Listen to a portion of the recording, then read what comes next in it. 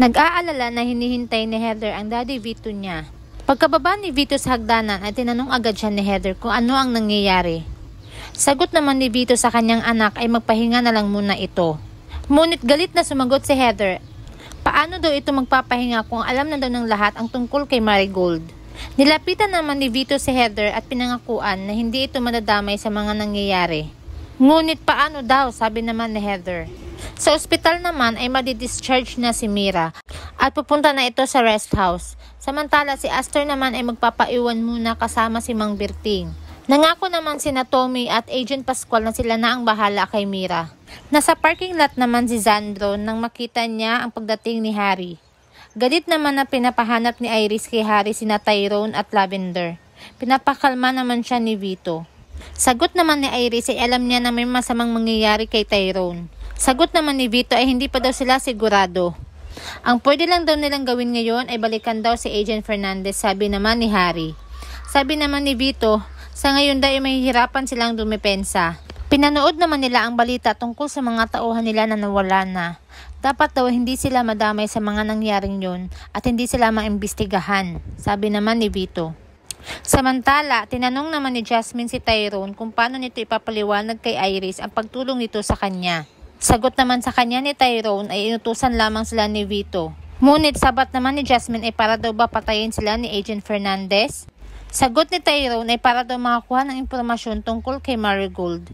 Galit na tumayo si Jasmine at tinanong si Tyrone kung ano daw ang ginawa ng mga ito sa anak ni Ma'am Esther.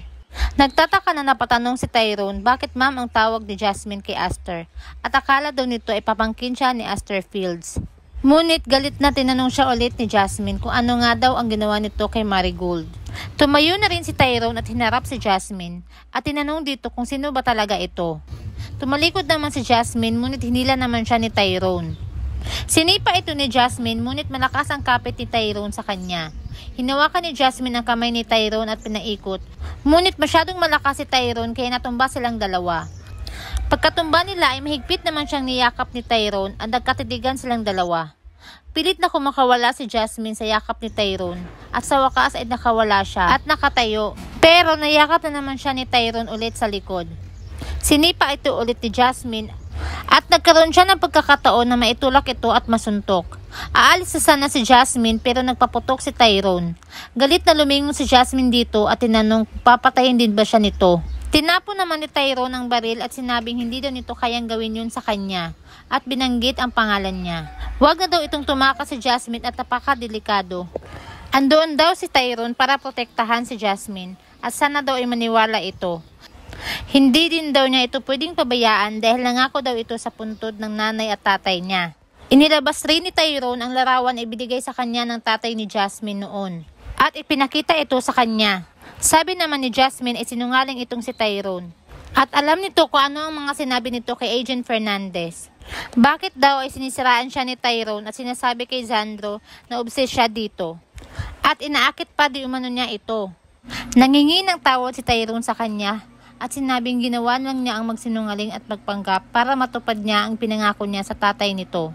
Ginusto din daw niyang magbagong buhay at takasan ang mundong ginagalawan nito, lalo na ang pamilya ni Iris. Yun din daw ang gusto ng tatay ni Jasmine, ang bumalik sa kanila at manghihingi ng tawad. Umiiyak naman si Jasmine at tinanong si Tyrone kung patay na daw ba ang tatay niya. Tumango si Tyrone at sinabing kinuha ng mga tauhan nila ang tatay niya at hindi niya alam kung nasaan na daw ito. Basta ang huling bilin daw nito ay ang puntahan siya at siguraduhing maayos ang buhay niya. Umiiyak pa ni si Jasmine nang sabihin kay Tyrone na sinira nito ang buhay niya. Nagsisisi naman si Tyrone at sinabi kay Jasmine na hindi niya sinasadya na mahalin ito. At naging makasarili daw ito kaya nagpanggap ito at nagbago ng pangalan. Hindi daw niya inakala na makikita niya ang buhay na pinapangarap niya sa piling ni Jasmine. Ngunit galit naman ito na sinabihan ni Jasmine na ito daw ang dahilan kung bakit namatay ang nanay niya at kung bakit nawala ang anak niya. Nagtatakang nagtanong si Tyrone sa kanya kung meron daw ba silang anak. At sinabi ni Jasmine na nung araw daw na sinabi ni Tyrone sa kanya na wala na siyang halaga dito, ay bakit niya pa daw sasabihin ang tungkol sa pagbubuntis niya. Hindi naman daw sila paninindigan nito.